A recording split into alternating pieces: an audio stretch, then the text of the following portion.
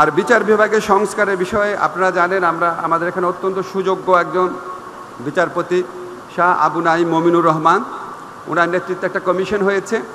আমরা তবুও আমাদের সরকারের কিছু কিছু চিন্তা আছে বলে যায়, আপনাদের সাথেও মিলে যায়।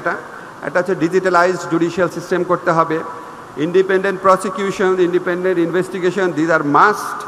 তারপর ফরেনসিক সাপোর্ট বাড়াতে হবে, আমাদের ফরেনসিক ক্যাপাবিলিটি খুবই সীমাবদ্ধতা আছে।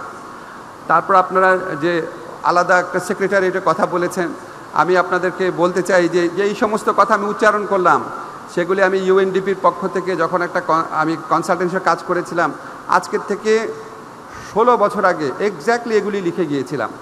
তখন এখানে ফরিদ আহমেদ শিবলি ছিলেন রেজিস্ট্রার জেনারেল, ওনারা জানেন যে আমরা কত সিরিয়াসলি কাজ করেছিলাম। এগুলি অবশ্যই আমাদের চেষ্টা থাকবে।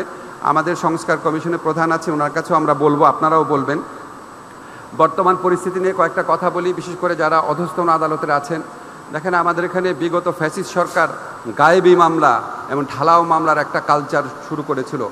আমরা সেটা থেকে বের হতে চাই। মানুষের মনে অনেক ক্ষোভ আছে, অনেক অসন্তোষ আছে, এই সমস্ত গায়েবী মামলা দেখার সংস্কৃতি দেখার অভ্যস্ততা আছে।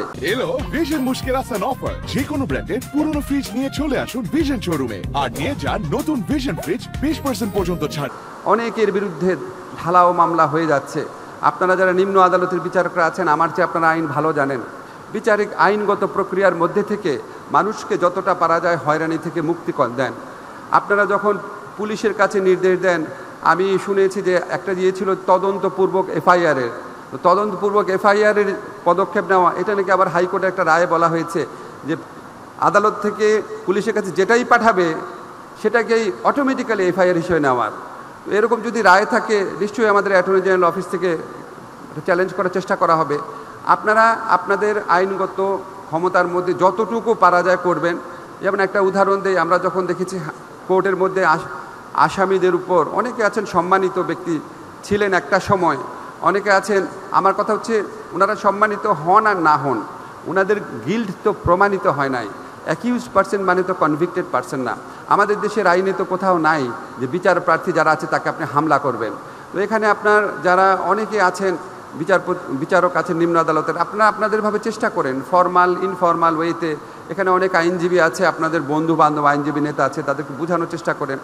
আমি জানি এবং আমাদের সাথে এরকম পরামর্শমূলক হওয়ার পর কোনো ক্ষেত্রে দেখেন একটা ব্যবস্থা নেওয়া হয়েছিল যে শুনানি সকাল 7টায় করা হয়েছিল, সো দ্যাট আদালতের লোকজন কম থাকে, এই ধরনের হামলার ঘটনা যেন কম ঘটে। আপনারা যতভাবে ইনোভেটিভ চিন্তা করবেন, আমার যদি উদ্দেশ্য থাকে ভোগান্তি, হয়রানি, অবিচার দূর করা, আপনি আপনার মতো আইনগত সীমায় থেকে, আমাদের এখানে অ্যাটর্নি জেনারেল সাহেব আছেন, দরকার হলে ওনার সাথে পরামর্শ করতেন, আমাদের চিফ জাস্টিস আছেন সবার উপরে, ওনার সাথে পরামর্শ করেন, আমাদের ল সেক্রেটারি আছে। আপনাদের আইনগত সীমার সাথে যত পারেন মানুষকে ভোগান্তি থেকে মুক্তি দেন। আমরা প্রকৃত ন্যায় বিচার প্রতিষ্ঠা করতে চাই। আমরা ঢালাও মামলা, বিচার বিভাগকে ব্যবহার করে মানুষকে হয়রানি করা, মানুষের জীবন জীবিকাকে নিশ্চিহ্ন করা, মানুষের ক্রমাগত ক্ষত, ক্রোধ, ক্রন্দন সৃষ্টি করা, সেটা থেকে বের হতে চাই।